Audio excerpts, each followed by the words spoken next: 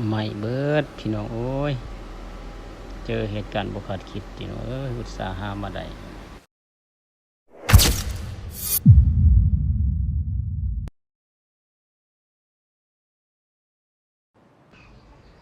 สบายดีสวัสดีสาววันใหม่นะพี่น้องนะคลิปนี้เป็นอีพี2นะต่อจากคลิปที่แล้วมาหาปลาคือเก่าพี่น้องมื้อนี้บ่ฮู้ว่าสิมานหรือบ่นะแต่ว่าตอนเช้านี้ยามมองแล้วก็พอได้อยู่ได้พอได้ปั่นข้าวเช้านะเพื่อที่จะไปหาโตขึ้นไปถึงกับน้องๆพุ่นนะกับทีมงานในผ่านมาตามติดชีวิตคนหากินคนเผาด้อยนะตามติดชีวิตในผ่านนี่แหละสำหรับเราเนี่ยนี่ก็มาหาอยู่หากินกับน้องๆนะพี่น้องนะไปหาไล่มองขึ้นเทิงนะพี่น้องบ่ว่าสิมานหรือบ่เอาไปเบิ่งน้ำกันพี่น้องเอ้ยช่วงนี้ฝนบ่ค่อยตกปานใดโอ้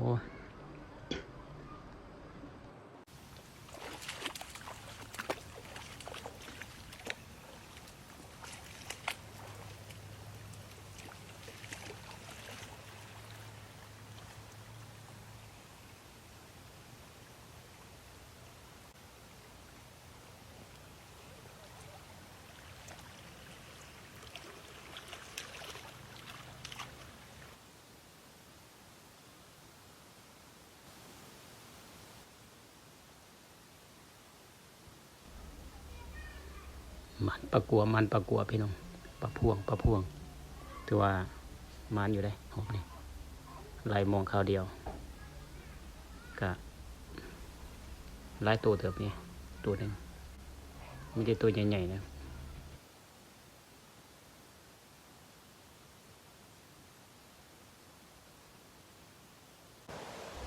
ตอนนี้กลับที่พักเลยพี่น้องก็พอได้อยู่ก็พอได้หลายอยู่เลยนี่ปลาพวงใหญ่โอ้สำทอนเขียนพี่น้องตัวนี้แหละใหญ่สุดเป็นปลาที่ใหญ่สุดในลำธารสายนี้นะพี่น้องนะในลำธารแห่งขุนเขาก็มีแต่ปลาตัวนี้แหละใหญ่สุดเลยพี่น้องกินเบ็ดกินยังก็กินเบิดนะปลาเลยนี่อันนี้มันตึกเบ็ดน้ำบนนี้ใส่หมองนะใส่หมองนี่มันขาดนะในตัวเดียวนี่แหละตึกเบ็ดพี่น้องเลย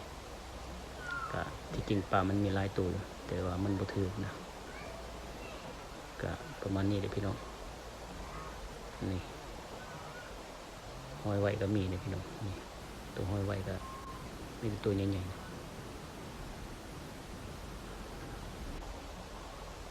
นี่ผลงานตัวห้อยไว้ห้อยแหนมและแบบเงือกพี่น้องเกือบ4-5 โลคนนะตัวห้อยไว้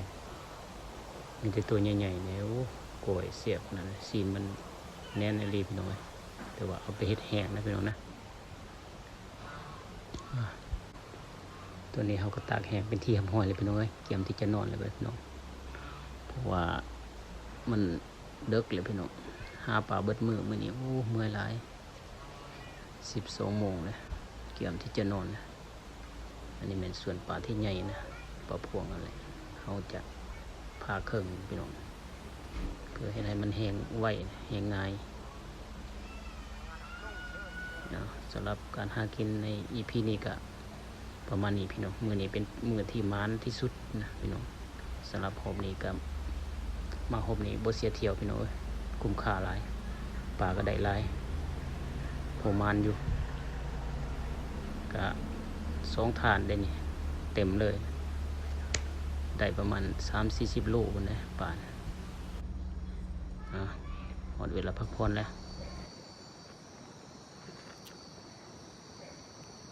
นอนข้างของไฟเลยนะมันจังอุ่นหนาวนี่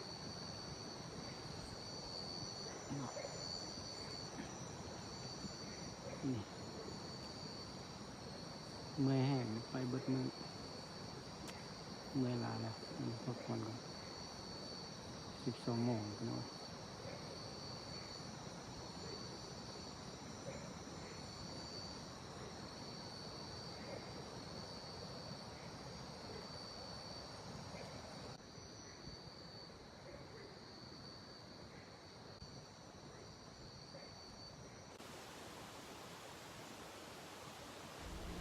เกิดเหตุที่บ่คาดคิดพี่น้องเอ้ยในช่วงเช้าวันนี้เช้าวันสุดท้ายสิจะกลับบ้านนะพี่น้องเพราะว่าได้ปลามาหลายแล้ว เพื่อที่จะเอามือเฮือนนะพี่น้อง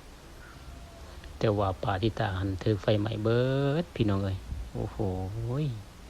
อันนี้บ่ได้แม่นถ่ายทำบ่ได้แม่นแต่งเรื่องนะพี่น้องมันเกิดจากเหตุการณ์จริงจากชีวิตจริงนี่แหละพี่น้องปลาอุตสาหะมาได้ก็บ่ได้แม่นเรื่องง่ายนะพี่น้องอุตสาหะขึ้นภูขึ้นผาขึ้นหน้าผาปีนหน้าผาเส้นทางก็ยากลำบากในการไปหาปลาแต่ว่าไม่เบิดโอ้โหสวยขนาดเด้มาหอบนี่ได้ปลาไหลก็ซ้ำบ่ได้อันเลยพี่น้องถือไฟไหม้เกลี้ยงแนวนี้ก็ต้องหาใหม่อีกนะมาฝากอีเม